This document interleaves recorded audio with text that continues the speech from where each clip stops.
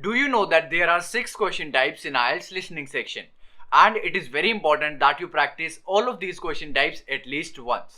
और दोस्तों इन्हीं क्वेश्चन टाइप्स में से एक क्वेश्चन टाइप है शॉर्ट आंसर, जो कि दोस्तों इस वीडियो में मैं आपको डिटेल में समझाने वाला हूँ. So without wasting any more time, let's begin.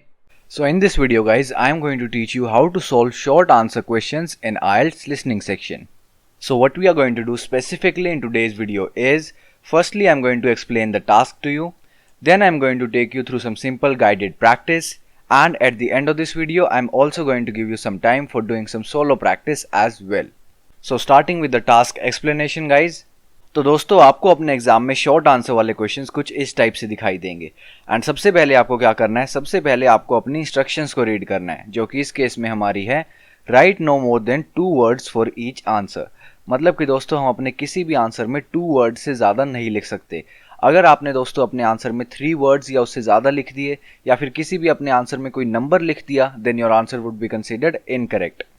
तो दोस्तों बेसिकली हमें करना क्या होता है इन क्वेश्चंस में, आपको अपनी ऑडियो को बहुत ज़्यादा ध्यान से सुनना है एंड उसके बिहाफ पे आपको इन सारे ब्लैंक स्पेसेस को फिल करना है. तो दोस्तों ये करते कैसे हैं, let's take a look at that. So starting with the questions 11 and 12 guys. तो दोस्तों क्वेश्चंस 11 एंड 12 में हमसे पूछा गया है when self assessing student should consider their own dash and dash. मतलब कि दोस्तों जब स्टूडेंट्स अपनी खुद की असेसमेंट करे या फिर अपने आप को इवैल्यूएट करे या फिर अपने आप को जज करे, तो उनको किन किन चीज़ों को कंसीडर करना चाहिए. तो चलिए दोस्तों इसका आंसर ढूंढने के लिए मैं ऑडियो को प्ले करता हूं.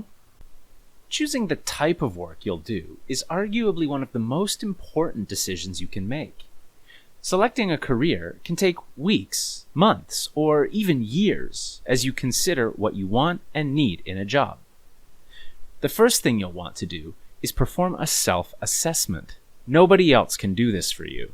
You need to ask yourself what your key values are. Some people are driven by money, while others pursue careers that are about helping people. Everyone's different. You should also reflect on your natural abilities. For me, I am a good public speaker, a good communicator, while for others, they're much more technical and detail-oriented. Again, everyone's different. तो दोस्तों क्या आपको मिले questions 11 and 12 के answer? तो दोस्तों questions 11 and 12 के answers हैं की वैल्यूज एंड नेचुरल एबिलिटीज. क्यों? क्योंकि दोस्तों हमारे स्पीकर ने कहा है कि in order to choose your field of work you need to do a self assessment in which you need to ask yourself what your key values are. तो इसलिए दोस्तों हमारी फर्स्ट कंसिडरेशन हो जाती है की वैल्यूज, एंड उसके बाद दोस्तों स्पीकर ने कहा है you need to also reflect upon your natural abilities. तो इसलिए दोस्तों हमारी सेकेंड कंसिडरेशन हो जाती है नेचुरल एबिलिटीज. तो दोस्तों आई नो ये वाले क्वेश्चंस थोड़े से ट्रिकी है, और अगर आपको समझ में नहीं आया कि ये आंसर्स कैसे हुए, तो आप वीडियो को बैक करके ऑडियो को एक बार दोबारा सुन सकते हो. So moving on to the questions 13 and 14 guys. तो दोस्तों क्वेश्चंस 13 एंड 14 में हमसे पूछा गया है what essential needs does the speaker give examples of.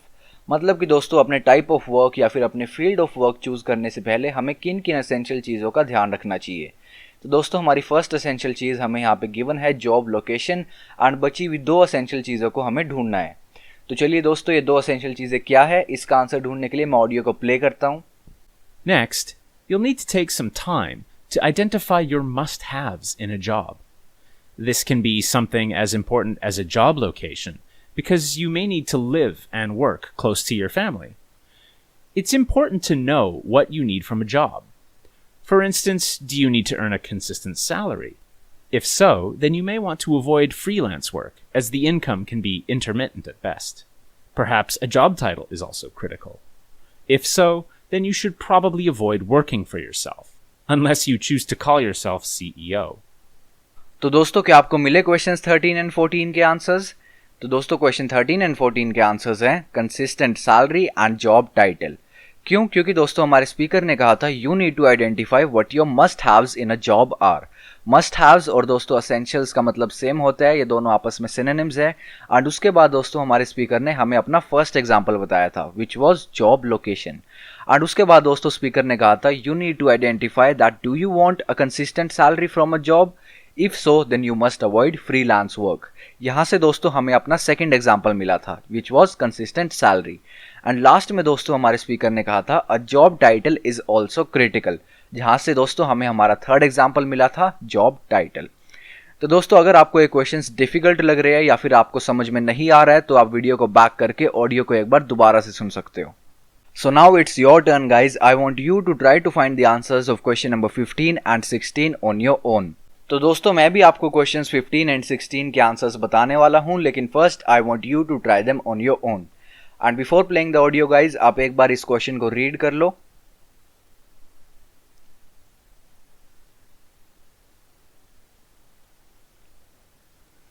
So are you ready? Let's begin. After you've reflected on yourself and what is most important for you in terms of work, you might want to start researching your favorite companies. You'll want to find out about the employee benefits they offer, including rates of pay, the ability to work from home, or even if they will take care of your health. You also want to make sure that the company has growth opportunities. You don't want to work for a company that doesn't have a future for you. You need to advance and take on more responsibilities as you progress. So how did you go? Did you find all the answers? Let's check together. तो दोस्तों हमारे question number 15 and 16 के answers हैं employee benefits and growth opportunities. So did you get both of these correct? Tell me in the comments. So that was it for today guys. I hope you liked the video, and if you did, please make sure to give it a thumbs up and don't forget to subscribe the channel.